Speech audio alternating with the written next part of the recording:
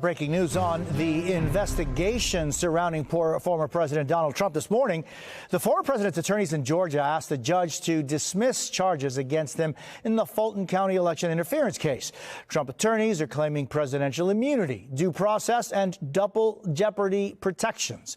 With us now, NBC News correspondent Blayne Alexander in Atlanta and MSNBC legal analyst Lisa Rubin. So, Blayne, what's the former president arguing in these new motions? Well, Jose, a couple of things stand out to me about this. One, that this is certainly, in the entire time that we've been covering this case, this is the most extensive filing that we've seen from Trump's defense team here in Georgia, and certainly the most vigorous defense. And so they're really breaking it down, citing three reasons why these charges should be dismissed here in Fulton County.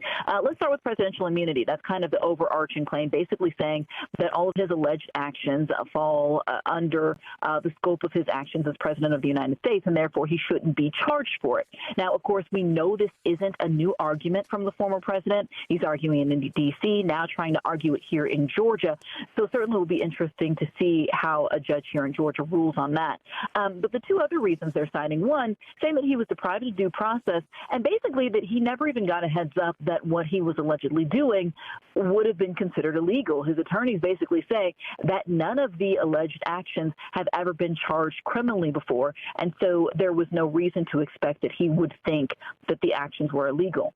And then the third is citing double jeopardy, basically saying that because his impeachment trial went through Congress and he was acquitted, he shouldn't be tried for essentially the same act. And so I reached out to his attorney here in Georgia, Steve Sadow. He sent me a statement basically saying this: President Trump today has filed three persuasive, meritorious pretrial motions seeking a complete dismissal of the indictment and thus an end to the Fulton County DA's politically based prosecution.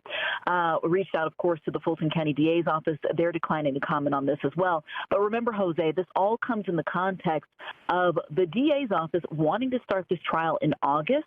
Trump's attorneys have previously pushed back on that, saying that that would amount essentially to election interference, saying that because it would come in the final weeks of the 2024 campaign and likely stretch through Election Day, they want to see that trial date moved, Jose. Blayne Alexander, thank you so very much. So, Lisa, what do you make of these new motions? Jose, in some respects, this is much ado about nothing, insofar as these are arguments that we've largely seen before, specifically where it comes to presidential immunity and where it comes to double jeopardy. That double jeopardy argument that Blayne was referencing is also part and parcel of the former president's immunity claims in the federal case. However, she is right to say this is the most substantive filing we've seen from the former president in the Georgia case, and that's because today, January 8th, is a deadline in that Georgia case for pretrial motions for remaining defendants. That includes, of course, former President Trump. And Lisa, these motions come as the former president is set to appear tomorrow in a Washington, D.C. courtroom. His lawyers argue that he has absolute immunity from the federal election interference charges there because he was still president at the time the alleged crimes occurred. What impact could a ruling in this case have on the Georgia case? You know, depending on how broadly that argument is dealt with by the D.C. Circuit, it certainly would have influence on it, but it won't be binding on a Georgia state court. That would require that case going up, Jose, to the United States Supreme Court. And again, if the United States Supreme Court says there is no immunity from criminal prosecution for a former or even current president who exceeds the boundaries of their duties with respect to the conduct with which they've been criminally charged, then I think you have an argument that it's not only influential, but it will be binding on Judge Scott McAfee in the Fulton County Superior Court, who's presiding over the Georgia RICO case.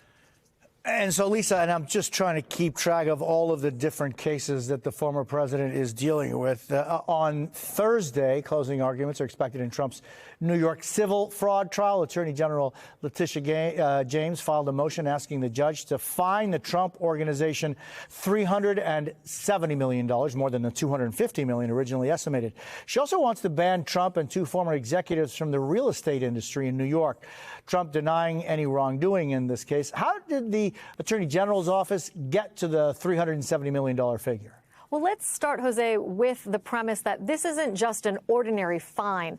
The relief that they're requesting is something called disgorgement. It's essentially the Attorney General saying to the court, we want to claw back money that the former president and his companies and other defendants made that are essentially ill-gotten gains here. So it's everything from a calculation of the interest that he saved on loans by defrauding his lenders to things like the $2.5 million that he paid in severance to both Jeff McConney and Alan Weisselberg. It also includes over $150 million in proceeds from the sale of the lease of the old post office in D.C. That's where the former Trump International Hotel was situated, and former President Trump and his children famously sold that lease after he left office.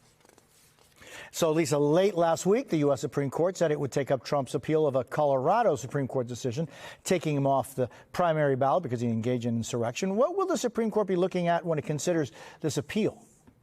I think the Supreme Court is going to be looking at a bunch of legal issues, and specifically, most importantly, the text, structure, and history surrounding Section 3 of the 14th Amendment. That's what allowed the Colorado District Court initially, and then ultimately the Colorado Supreme Court, to decide that Trump needed to be disqualified. There are a number of different arguments that the former president has made, some more persuasively than others, that this wasn't designed to apply to him, either because it doesn't apply to presidents or because it's not what legal scholars would say is self-executing, that it requires an act of Congress. It remains to be seen what the Supreme Court will do. I know you and I will talk again soon, Jose, when that comes before the court. We will indeed, but it's always so great to get the understanding that you can give us. I really appreciate it, Lisa. It's great seeing you. Thanks. Good to see you too. Thanks.